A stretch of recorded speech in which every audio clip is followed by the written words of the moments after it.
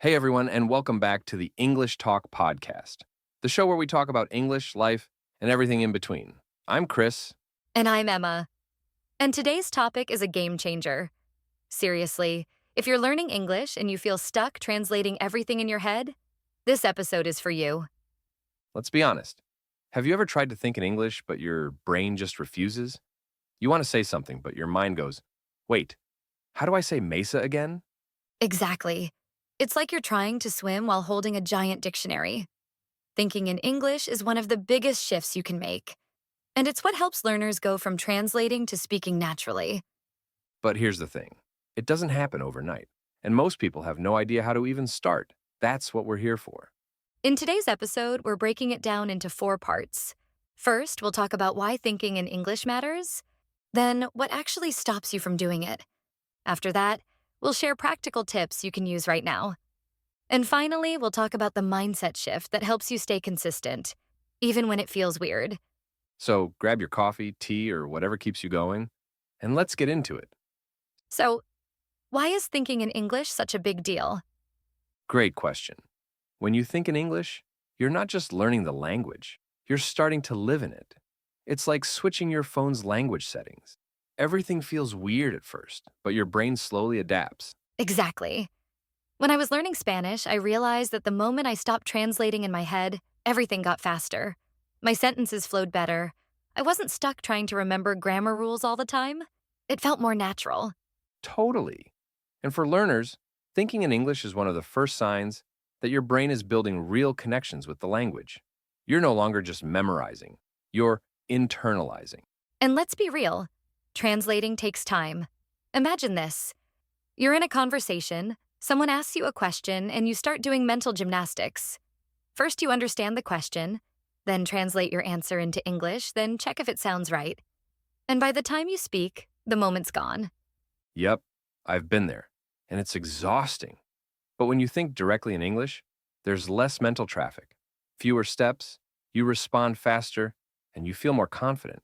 Not to mention, your listening skills improve too, because you're not trying to decode every word.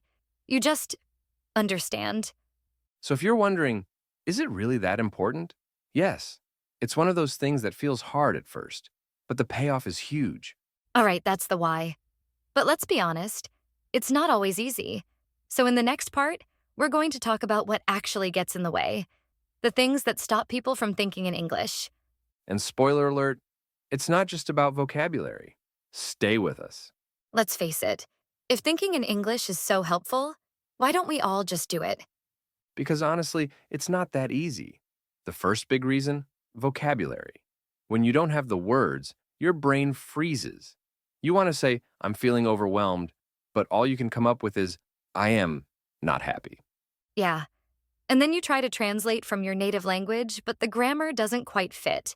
And suddenly you feel completely stuck. That's the thing. A lot of learners don't trust their English enough yet. It feels safer to think in their native language and translate. Another big blocker is perfectionism. People think they need to form perfect sentences in their head before they speak. But honestly, nobody thinks in perfect sentences. Not even in their first language. Exactly. Our thoughts are messy. And when you're learning a language, that's totally okay. You might think, me go store now. And guess what? That's already thinking in English. It's progress. That's a huge mindset shift. It doesn't have to be pretty. It just has to be in English. You'll refine it later. And then there's habit. Most people have spent years translating everything, so their brain just keeps doing what it's used to. It feels automatic. Right. Your brain isn't wrong. It's just following the path you've built over time. But you can build a new path, one small step at a time. So if you've been struggling with this, you're not alone. Everyone goes through it.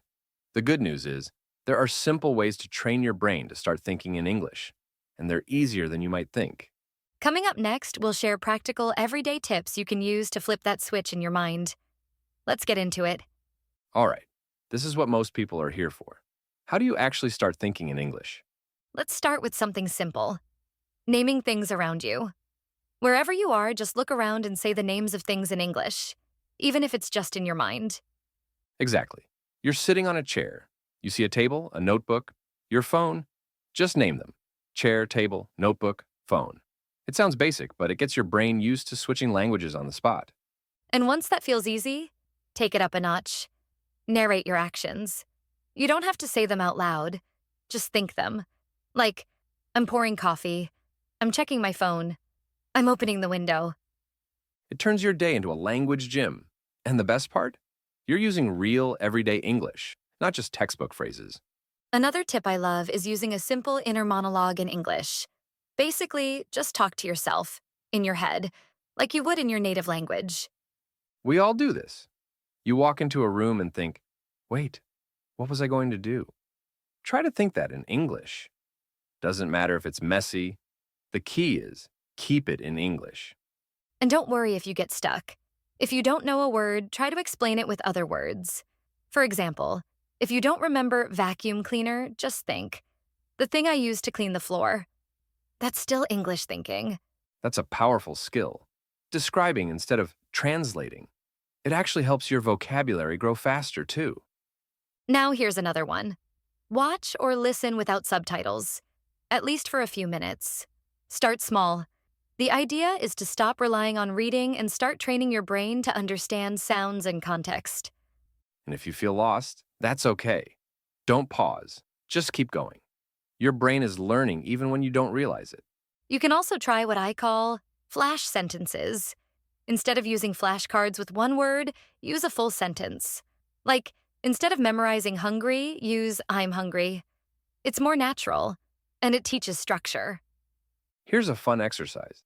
Pick a short moment from your day, like your morning routine, and try to describe it in English. Want to try it now? Sure. Okay. I woke up at 7. I turned off my alarm. I stayed in bed for 5 more minutes. Then I got up and made some tea. Perfect. No complicated grammar. Just simple, useful language. And the more you do it, the faster your brain gets at thinking in English. Another idea? Use triggers. For example, every time you brush your teeth, challenge yourself to think in English. Doesn't matter what. Just pick a moment and make it your English time. Yes! Or you can set your phone's language to English, follow English-speaking creators, or even label things in your house. You're creating a mini English world around you. The key is, keep it simple. No pressure. No need for perfect grammar. Just think in English. Even a little bit. Every day. Because it's not about being perfect. It's about being consistent. Exactly. You're training a new muscle. And like any habit, the more you practice, the more natural it becomes. All right, we've given you a lot of tools, but there's still one more thing that makes a huge difference: your mindset. Because even with all the strategies in the world, if your mindset isn't in the right place, it's hard to keep going. So in the next part, we'll talk about how to stay patient, kind to yourself, and focused on progress, not perfection. Let's get into it. Let's talk about the mental side of all this. Because thinking in English isn't just about language. It's also about mindset. Right. One of the biggest mindset shifts is this. You don't need to be perfect to make progress. In fact, perfection can slow you down. Totally. People often wait until they feel ready or fluent enough to start thinking in English. But that moment never magically arrives. You start now, even with broken sentences. Because broken English is still English. You're communicating, you're practicing, and you're growing. Here's another important shift. Be kind to yourself. Your brain is doing something incredible. Switching languages is not easy. It takes effort, and that's okay. Progress isn't always visible. Some days you'll feel great. Other days your brain will feel like soup. That's part of the process. And don't compare yourself to others, especially online. Everyone learns differently. What matters is your journey, not someone else's highlight reel. One mindset that really helps? Curiosity over judgment. Instead of thinking, ugh, I messed up that sentence, try thinking, how would a native speaker say that? It turns mistakes into learning moments, and it keeps things fun, not stressful. Exactly. So give yourself permission to be a beginner. Even if you've studied English for years, thinking in English is a new skill, and new skills take time. And honestly, you're doing better than you think. The fact that you're listening to this, trying new strategies, that already means you're growing. So now let's wrap up with a quick recap and a little challenge to try today. All right, time to wrap things up. Let's go over what we talked about today. First, we looked at why thinking in English matters. It helps you speak faster, understand more, and feel more natural with the language. Then we talked about what gets in the way, like limited vocabulary, perfectionism, and the habit of translating everything. After that, we shared a bunch of practical tips, naming objects around you, using an inner monologue, describing your routine, watching without subtitles, and using flash sentences. And finally, we talked about mindset, about being patient, letting go of perfection, and trusting the process. So, here's your challenge. Pick one strategy from this episode and try it today. Just one. Maybe narrate part of your day, or change your phone's language, or spend 5 minutes thinking in English while you brush your teeth. Keep it small. Keep it consistent. That's how habits are built. And remember, you're not alone in this. Every English learner goes through these steps. Thinking in English isn't something that just happens, it's something you train. And trust us, the more you do it, the easier it gets. One day, you'll catch yourself thinking in English without even noticing. That's when you know it's working. If you enjoyed this episode, don't forget to follow or subscribe to the podcast. And we'd love to hear from you. What's your favorite tip? What works for you? Let us know in the comments. Thanks for spending this time with us today. Keep going, keep growing, and we'll see you in the next episode. Bye for now.